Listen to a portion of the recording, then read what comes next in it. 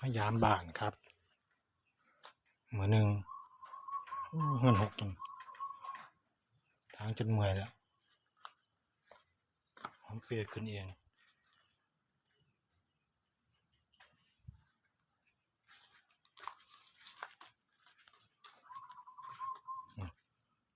ก็ปีครับหกจน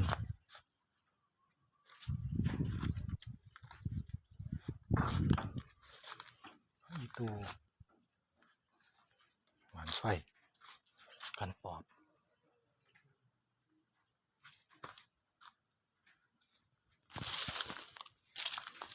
หัวหวานไฟ